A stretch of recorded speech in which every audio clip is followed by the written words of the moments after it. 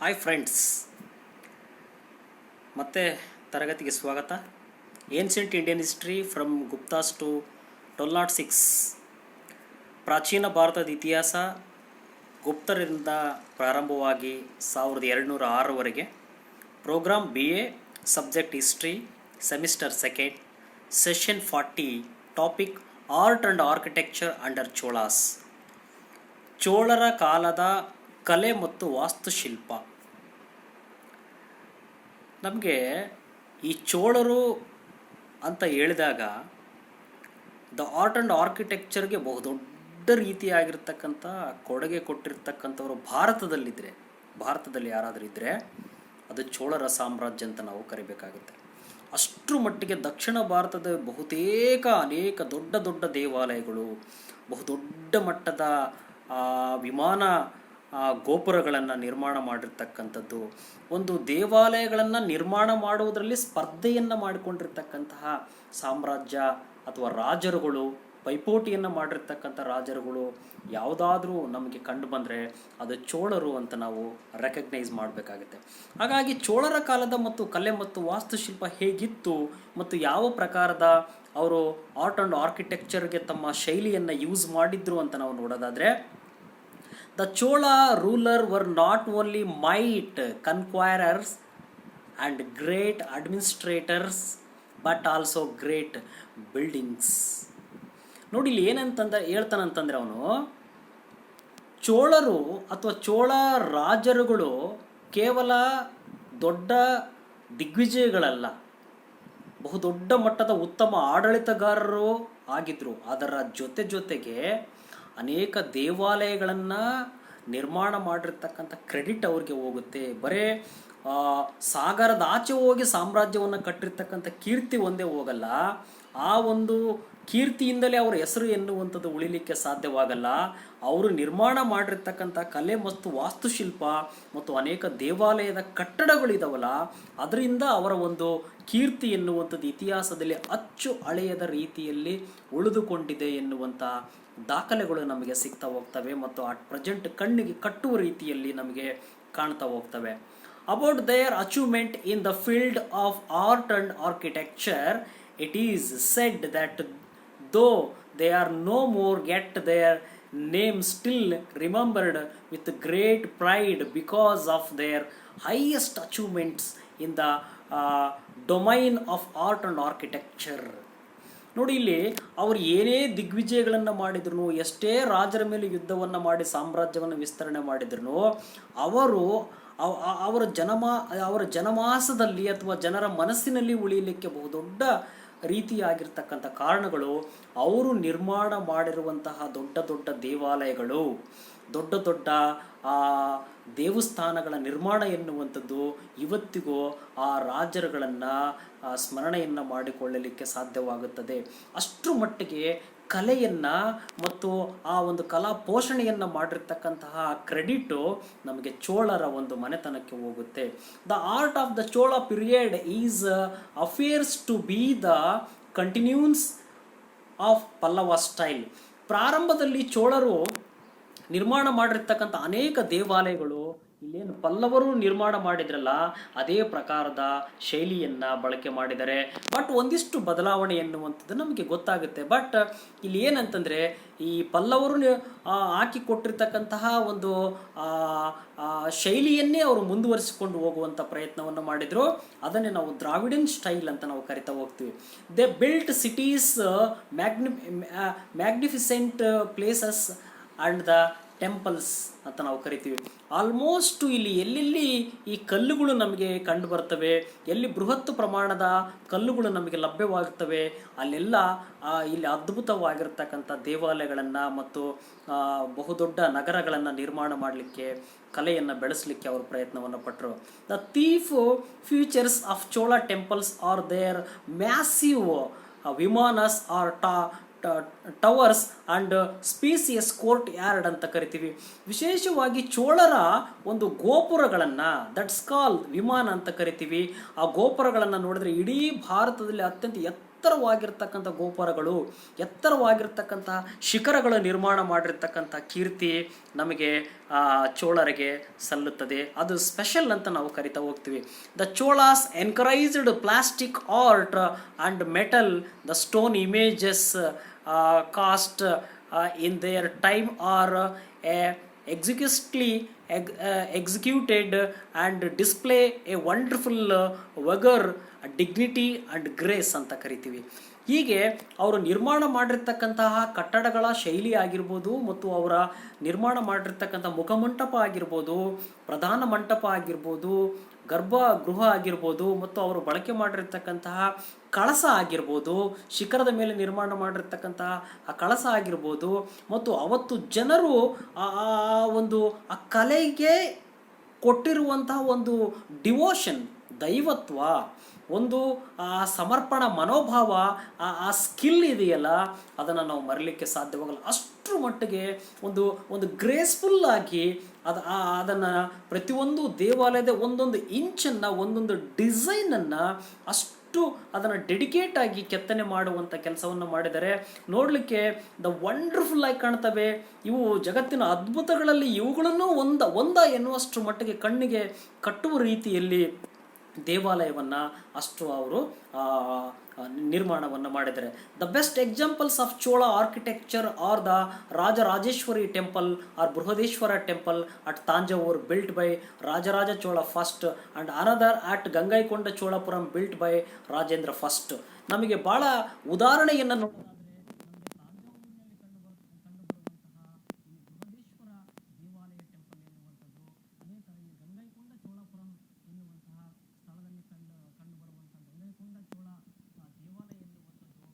ದೊಡ್ಡ ಮಟ್ಟದ ಎರಡು ಉದಾಹರಣೆಗಳು, ಇವೆರಡು ಶ್ರೇಷ್ಠ ಸಾಲಿನಲ್ಲಿ ನಿಲ್ಲುವಂತಹ ದೇವಾಲಯಗಳು ಅಂತ ನಾವು ಕರಿತಾ ಹೋಗ್ಬೋದು. Rajarajeshwara temple or Brihadeshwara temple, ಇಲ್ಲಿ ರಾಜರಾಜ ದೇವಾಲಯ ಎನ್ನುವಂಥದ್ದು ಅಥವಾ ಬೃಹದೇಶ್ವರ ಟೆಂಪಲ್ ಎನ್ನುವಂಥದ್ರ ಬಗ್ಗೆ ಒಂದು ಸ್ವಲ್ಪ ನಾವು ನೋಡೋದಾದರೆ, it is the most magnificent example of the Chola architecture.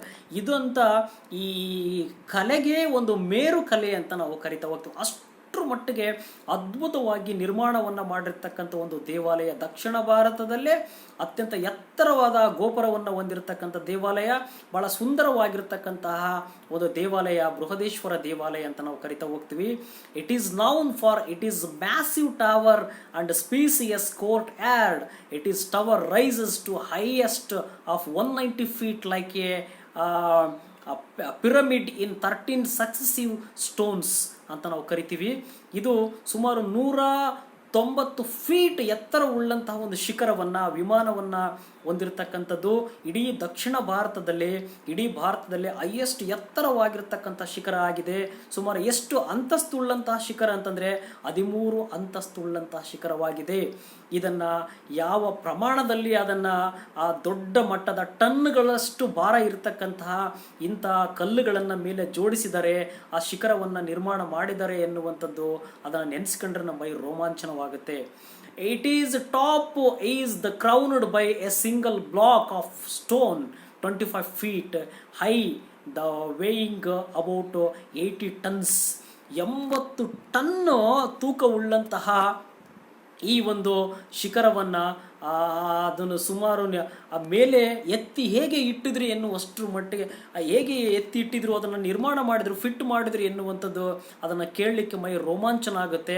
80 ton ತೂಕವುಳ್ಳಂತಹ ಈ ಶಿಖರವನ್ನು 25 ಫೀಟ್ ಹೈಟ್ ಉಳ್ಳಂಥದ್ದು ಮತ್ತು 80 ಟನ್ ತೂಕವುಳ್ಳಂತಹ ಈ ಒಂದು ಗೋಪುರವನ್ನು ಮೇಲೆ ಹೇಗೆ ನಿರ್ಮಾಣ ಮಾಡಿದ್ರು ಎನ್ನುವಂಥದ್ದು ಇವತ್ತಿಗೂ ಆ ಒಂದು ಸ್ಥಳದಲ್ಲಿ ನಿಂತು ನೋಡುವಂತಹ ಪ್ರೇಕ್ಷಕರಿಗೆ, ಪ್ರವಾಸಿಗರಿಗೆ, ತಂತ್ರಜ್ಞಾನವುಳ್ಳವರಿಗೆ, ಇಂಜಿನಿಯರ್ಗಳಿಗೆ ಮೂಕ ವಿಸ್ಮಿತರಾಗಿ ನಿಂತ್ಕೊಳ್ತಾರೆ. ಹಾಗಾಗಿ ಅವರ ಒಂದು ಕಲಾ ನೈಪುಣ್ಯಕ್ಕೆ ಮತ್ತು ಅವರ ಸಾಮರ್ಥ್ಯಕ್ಕೆ, ಅವರ ಕ್ಯಾಲಿಬರ್ಗೆ ನಾವು ದೊಡ್ಡದೊಂದು ನಮಸ್ಕಾರವನ್ನು ಕೊಟ್ಟರು ಸಾಲದು ಅಂತ ಹೇಳ್ಬೋದು. It is really a matter of a great surprise as to how such a heavy stone was a taken to such great height. ಹಾಗಾಗಿ ಬಂದಿರತಕ್ಕಂಥವ್ರು ಅಥವಾ ನೋಡಿರ್ತಕ್ಕಂಥವ್ರು ಭಾಳ ಆಶ್ಚರ್ಯಚಕಿತವನ್ನು ವ್ಯಕ್ತಪಡಿಸ್ತಾರೆ. ಏಕಂತಂದರೆ ಅಷ್ಟು ಮೇಲೆ ಅಷ್ಟು ಮಟ್ಟಿಗೆ ಅದನ್ನು ಹೇಗೆ ಸಾಗಿಸಿದ್ರು, ಯಾವ ಪ್ರಕಾರದ ಇವತ್ತಿನ ದೊಡ್ಡ ದೊಡ್ಡ ನಾವು ಟೆಂಪಲನ್ನು ಕಟ್ಟಬೇಕಾದ್ರೆ ಕ್ರೇನ್ಗಳನ್ನು ಬಳಕೆ ಮಾಡ್ತೀವಿ. ಅವತ್ತು ಕ್ರೇನ್ ಎನ್ನುವಂಥ ಕಲ್ಪನೆಯೇ ಕಾಣಲಿಕ್ಕೆ ನಾವು ಸಾಧ್ಯವಿಲ್ಲ. ಅಂತಹ ಕಾಲಘಟ್ಟದಲ್ಲಿ 11ನೇ ಶತಮಾನದಲ್ಲಿ 12ನೇ ಶತಮಾನದಲ್ಲಿ 10ನೇ ಶತಮಾನದ ಕಾಲಘಟ್ಟದಲ್ಲಿ ನಿರ್ಮಾಣ ಮಾಡಿರ್ತಕ್ಕಂತಹ ಅಷ್ಟು ಎತ್ತರಕ್ಕೆ ಒಯ್ದು ನಿರ್ಮಾಣ ಮಾಡಿರ್ತಕ್ಕಂಥದ್ದನ್ನು ನೋಡಿದಾಗ ಮೈ ರೋಮಾಂಚನವಾಗುತ್ತೆ. ಇಟ್ ಈಸ್ ದ ವಂಡರ್ಫುಲ್ ಎನ್ನುವಷ್ಟರ ಮಟ್ಟಿಗೆ ಅಲ್ಲಿ ನಮಗೆ ಫೀಲ್ ಆಗುತ್ತೆ ಅಂತ ಅನ್ಬೋದು. This temple is the best the specimen of the Dravidian architecture. ಇದು ದ್ರಾವಿಡ ಕಲಾಶೈಲಿಯ ಉತ್ಕೃಷ್ಟವಾಗಿರ್ತಕ್ಕಂಥ ಒಂದು ಶೈಲಿಯ ದೇವಾಲಯವಾಗಿದೆ.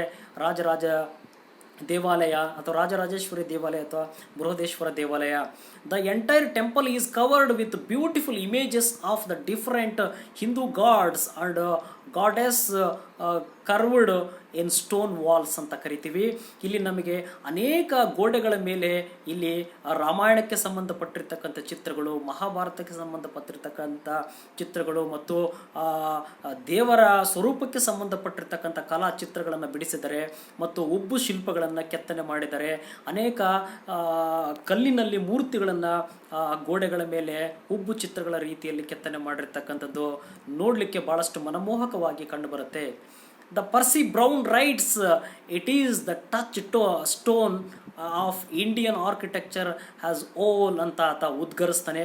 ಹಾಗಾಗಿ ಪರ್ಸಿ ಬ್ರೌನ್ ಎನ್ನುವಂಥವ್ನು ಹೇಳ್ತಾನೆ, ಇದು ನಿಜವಾಗ್ಲೂ ಈ ಒಂದು ಕಲಾ ಶೈಲಿ ಎನ್ನುವಂಥದ್ದು ಭಾಳಷ್ಟು ಅದ್ಭುತವಾಗಿರ್ತಕ್ಕಂಥ ಒಂದು ಕಲ್ಲಿನಲ್ಲಿ ನಿರ್ಮಾಣ ಮಾಡಿರ್ತಕ್ಕಂಥ ಅದ್ಭುತ ಒಂದು ಕಲಾಕೃತಿ ಅಂತಂದು ಅವನು ಆ ಉದ್ಗಾರವನ್ನು ತೆಗಿತಾ ಹೋಗ್ತಾನೆ. ಇದು ಭಾರತದ ಒಂದು ಕಲಾಕೃತಿಯ ಒಂದು ಮೇರು ಎನ್ನುವಷ್ಟರ ಮಟ್ಟಿಗೆ ಅವನು ಆಶ್ಚರ್ಯವನ್ನು ವ್ಯಕ್ತಪಡಿಸ್ತಾನೆ. ಗಂಗೈಕೊಂಡ Cholapuram. Rajendra first erected a splendid temple at is the new capital ಗಂಗೈಕೊಂಡ ಚೋಳಪುರಂ. ಈ ಗಂಗೈಕೊಂಡ ಚೋಳಪುರಂ ಎನ್ನುವಂಥ ಸ್ಥಳದಲ್ಲಿ ಇವನು ಉತ್ತರ ಭಾರತದಲ್ಲಿ ಪಾಲ ರಾಜನ ಮೇಲೆ ದಿಗ್ವಿಜಯವನ್ನು ಸಂಪಾದನೆ ಮಾಡಿದ್ದರ ಪ್ರತಿರೂಪಕವಾಗಿ ಈ ದೇವಾಲಯವನ್ನು ನಿರ್ಮಾಣ ಮಾಡ್ತಾನೆ. ಈ ಗಂಗೈಕೊಂಡ ಚೋಳಪುರಂ ಎನ್ನುವಂಥ ಸ್ಥಳದಲ್ಲೇ ಈ ಒಂದು ಶಿವನ ದೇವಾಲಯವನ್ನು ನಿರ್ಮಾಣ ಮಾಡ್ತಾನೆ. This temple of Shiva is replica of the Tanjore temple but shows more maturity is sculpture ಅಂತ ಕರಿತೀವಿ. ಇದು ನೋಡಲಿಕ್ಕೆ ಬೃಹದೇಶ್ವರ ದೇವಾಲಯ ಥರ ಕಂಡು ಬಂದ್ರೂ ಸ್ವಲ್ಪ ಚಿಕ್ಕದಾಗಿ ಇದು ನಮಗೆ ಕಂಡು ಬರುತ್ತೆ. It is the immense proportions huge lingam of solid granite and delicate carving are specially striking ಅಂತ ನಾವು ಕರಿತೀವಿ. ಇದು ಬೆಣಚು ಕಲ್ಲಿನಿಂದ ಇಲ್ಲಿರ್ತಕ್ಕಂಥ ಒಂದು ಶಿವಲಿಂಗವನ್ನು ಗ್ರಾನೈಟ್ ಎನ್ನುವಂಥ ಒಂದು ಕಲ್ಲನ್ನು ಬಳಕೆ ಮಾಡಿ ನಿರ್ಮಾಣ ಮಾಡಲಾಗಿದೆ. ಭಾಳ ಸೂಕ್ಷ್ಮವಾಗಿರ್ತಕ್ಕಂಥ ಕೆತ್ತನೆಯನ್ನು ಇಲ್ಲಿ ಮಾಡಲಾಗಿರುತ್ತದೆ. It has the smaller vimana of 150 feet in highest. ಅಂದರೆ ಇಲ್ಲಿನ ಒಂದು ಶಿಖರ, ಗರ್ಭಗುಡಿಯ ಮೇಲಿರ್ತಕ್ಕಂಥ ಶಿಖರ 150 ಫೀಟ್ ಎತ್ತರವುಳ್ಳಂಥ ಶಿಖರವಾಗಿರುತ್ತೆ. The structure of Cholas were not about huge and massive while looking from a fair but they were decorated with minute sculpture involving immense labor and infinite pains ಅಂತ ನಾವು ಕರಿತಾ ಹೋಗ್ತೀವಿ. ಇಲ್ಲಿ ನಮಗೆ ಅದ್ಭುತವಾಗಿರ್ತಕ್ಕಂತಹ ಈ ದೇವಾಲಯವನ್ನು ನಿರ್ಮಾಣ ಮಾಡಿದರೆ ಇದನ್ನು ನೋಡಲಿಕ್ಕೆ ಭಾಳ ಸುಂದರವಾಗಿ ಕಂಡು ಬರುತ್ತೆ. ಇದರಲ್ಲಿ ಅನೇಕ ರೀತಿಯಾಗಿರ್ತಕ್ಕಂಥ ಚಿಕ್ಕ ಚಿಕ್ಕ ಮಂಟಪಗಳಿದ್ದಾವೆ. ಸುತ್ತ ಪ್ರಾಂಗಣ ಎನ್ನುವಂಥದ್ದಿದೆ. ಅನೇಕ ಮುಖಮಂಟಪ ಮತ್ತು ಸಭಾ ಮಂಟಪ ಎನ್ನುವಂಥದ್ದು ಕಂಡು ಬರುತ್ತೆ. ಒಳಗಡೆ ಶಿವಲಿಂಗ ಎನ್ನುವಂಥದ್ದು ಅದ್ಭುತವಾಗಿ ನಮಗೆ ಕಂಡು ಬರುತ್ತೆ ಅಂತ ನಾವು ನೋಡ್ತಾ ಹೋಗ್ಬೋದು. The renowned art critic Ferguson has remarked the Chola artist conceived like gains and finest like jewelers ಅಂತ ಹೇಳ್ತಾ ಹೋಗ್ತಾನೆ. ಇಲ್ಲಿ ಫರ್ಗೂಸನ್ ಎನ್ನುವಂಥ ಒಬ್ಬ ವಿಮರ್ಶಕ ಏನು ಹೇಳ್ತಾನೆ ಅಂತಂದರೆ, ಇದು ಭಾಳ ಸುಂದರತೆಯಿಂದ ಕೂಡಿರ್ತಕ್ಕಂಥದ್ದು, ಅದ್ಭುತವಾಗಿರ್ತಕ್ಕಂತಹ ಒಂದು ದೇವಾಲಯ, ಭಾಳ ಬ್ಯೂಟಿಫುಲ್ ಆಗಿರ್ತಕ್ಕಂಥ ದೇವಾಲಯ, ಕಣ್ಣಿಗೆ ಸೌಂದರ್ಯದ ಪ್ರತೀಕವಾಗಿರ್ತಕ್ಕಂಥ ದೇವಾಲಯ ಎನ್ನುವಂಥ ರೀತಿಯಲ್ಲಿ ಉದ್ಗರಿಸ್ತಾನೆ. The art of sculpture also the progress during this period. ಅಂದರೆ ಇಲ್ಲಿ ಕಂಚಿನ ಮೂರ್ತಿಗೆ ಸಂಬಂಧಪಟ್ಟಾಗಿ ಕಂಚಿನ ನಾಟ್ಯ ಮಾಡುವಂಥ ನಟರಾಜನ ಒಂದು ಕೆತ್ತನೆ ಮಾಡುವಂಥದ್ದು ಚೋಳರ ಕಾಲದಲ್ಲಿ ಉಂಟಾಗುತ್ತೆ. The Cholas worshipped all Hindu gods and goddesses and therefore built images of all ಅಂತ ಕರಿತೀವಿ. ಇಲ್ಲಿ ಬರೀ ಶಿವನ ದೇವಾಲಯ ಒಂದೇ ಅಲ್ಲ, ಅನೇಕ ರೀತಿಯಾಗಿರ್ತಕ್ಕಂಥ ದೇವಾಲಯಗಳನ್ನು ಅವರು ನಿರ್ಮಾಣ ಮಾಡಿದ್ದಾರೆ. ಮತ್ತು ಶಿವನ ದೇವಾಲಯಗಳು ಅತ್ಯಂತ ಹೆಚ್ಚಿನ ಪ್ರಮಾಣದಲ್ಲಿ ನಿರ್ಮಾಣವನ್ನು ಮಾಡಿರ್ತಕ್ಕಂಥದ್ದು ನಾವು ನೋಡ್ತಾ ಹೋಗ್ತೀವಿ. The flowered both in stone and bronze ಅಂತ ಕರಿತೀವಿ. ಅನೇಕ ಚಿತ್ರಗಳನ್ನು, ಹೂವಿನ ಚಿತ್ರಗಳು, ಹೂವಿನ ರೀತಿಯಲ್ಲಿರ್ತಕ್ಕಂಥ ಒಂದು ಕೆತ್ತನೆಗಳನ್ನು ಮಾಡಿರ್ತಕ್ಕಂಥದ್ದು ಕಾಣ್ತೀವಿ. The finest example of the bronze statue is the statue of Nataraja Shiva. ಇಲ್ಲಿ ನಮಗೆ ಕಂಚಿನ ನಾಟ್ಯ ಮಾಡುವಂತಹ ಒಂದು ನಟರಾಜ ಎನ್ನುವಂಥದ್ದು ದಕ್ಷಿಣ ಭಾರತದಲ್ಲೇ ಅದ್ಭುತವಾಗಿರ್ತಕ್ಕಂಥ ಒಂದು ನಾಟ್ಯ ಪ್ರತಿಮೆ ಅಂತ ನಾವು ನೋಡ್ತಾ ಹೋಗ್ತೀವಿ. ಅದು ಇವತ್ತಿಗೂ ಆ ಒಂದು ನಾಟ್ಯ ಮಾಡುವಂತಹ ಸೂಕ್ಷ್ಮವಾಗಿರ್ತಕ್ಕಂತಹ ಇಂಚಿಂಚು ಆ ನಾಟ್ಯ ಮಾಡುವಂಥ ಶೈಲಿಯನ್ನು ನೋಡಿದಾಗ ಶಿವನೇ ಧರೆಗೆ ಇಳಿದು ಬಂದು ನೃತ್ಯ ಮಾಡುವ ರೀತಿಯಾಗಿ ಕಂಡುಬರುತ್ತೆ.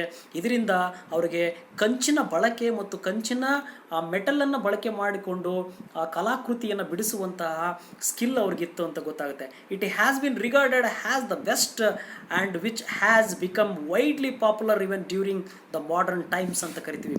ಇವತ್ತಿಗೂ ಆ ಒಂದು ಕಂಚಿನ ನಾಟ್ಯ ಒಂದು ಆ ಡ್ಯಾನ್ಸ್ ಮಾಡುವಂಥ ಮೂರ್ತಿಯನ್ನು ನೋಡಿದಾಗ ಅದೇ ಭರತನಾಟ್ಯಕ್ಕೆ ಮೂಲ ಅದೇ ಒಂದು ಭರತನಾಟ್ಯದ ಒಂದು ಪ್ರಧಾನವಾಗಿರತಕ್ಕಂಥ ದೇವರು ಎನ್ನುವಷ್ಟರ ಮಟ್ಟಿಗೆ ನಮಗೆ ಅದ್ಭುತವಾಗಿ ಕಂಡುಬರುತ್ತೆ. ಹೀಗೆ ಚೋಳರ ಕಾಲದಲ್ಲಿ ಅನೇಕ ದೇವಾಲಯಗಳು, ಕೋಲಾರಮ್ಮ ದೇವಾಲಯ, ಹೀಗೆ ಅನೇಕ ದೇವಾಲಯಗಳು ನಿರ್ಮಾಣ ಮಾಡಿದ್ದಾರೆ. ವಿಶೇಷವಾಗಿ ಬೃಹದೇಶ್ವರ ದೇವಾಲಯ ಎನ್ನುವಂಥದ್ದು, ಗಂಗೈಕೊಂಡ ದೇವಾಲಯ ಎನ್ನುವಂಥದ್ದು ಅದ್ಭುತವಾಗಿರ್ತಕ್ಕಂಥ ದೇವಾಲಯಗಳು. ಇವರು ಒಂದು ಕಲಾಶೈಲಿ ಎನ್ನುವಂಥದ್ದು ಭಾರತಕ್ಕೆ ನೀಡಿರ್ತಕ್ಕಂತಹ ಬಹುದೊಡ್ಡ ಕೊಡುಗೆ ಅಂತ ನಾವು ಕರಿಬೋದು. ಹೀಗೆ ಕಲೆ ಮತ್ತು ವಾಸ್ತುಶಿಲ್ಪ ದೇವಾಲಯಗಳನ್ನು ನಿರ್ಮಾಣ ಮಾಡುವುದರಲ್ಲಿ ಇವರು ನಿಸ್ಸೀಮರಾಗಿರ್ಬೋದು. 1ನೇ ಕುಲೋತ್ತುಂಗ ಆಗಿರ್ಬೋದು, ಪರಾಂತಕ ಆಗಿರ್ಬೋದು, ರಾಜರಾಜ ಚೋಳ ಆಗಿರ್ಬೋದು, ರಾಜೇಂದ್ರ ಚೋಳ ಆಗಿರ್ಬೋದು. ಒಟ್ಟಾರೆಯಾಗಿ ಚೋಳರು ಒಂದು ಧಾರ್ಮಿಕವಾಗಿ ಪರಾಕಾಷ್ಠತೆಯನ್ನು ಮುಟ್ಟುವಲ್ಲಿ, ಅದನ್ನು ಮೆರೆಯುವಲ್ಲಿ ಅದ್ಭುತವಾಗಿರ್ತಕ್ಕಂಥ ಒಂದು ಪ್ರಯತ್ನವನ್ನು ಮಾಡಿದರು. ಭಾರತೀಯ ಪರಂಪರೆಗೆ ಒಂದು ಅದ್ಭುತವಾಗಿರ್ತಕ್ಕಂಥ ಆರ್ಟ್ ಆ್ಯಂಡ್ ಆರ್ಕಿಟೆಕ್ಚರ್ಗೆ ತಮ್ಮದೇ ಆಗಿರ್ತಕ್ಕಂಥ ಕೊಡುಗೆಯನ್ನು ಕೊಟ್ಟಿದ್ದಾರೆ ಅಂತಂದು ನಾವು ಹೇಳ್ಬೋದು. ಧನ್ಯವಾದಗಳು ವಿದ್ಯಾರ್ಥಿಗಳು.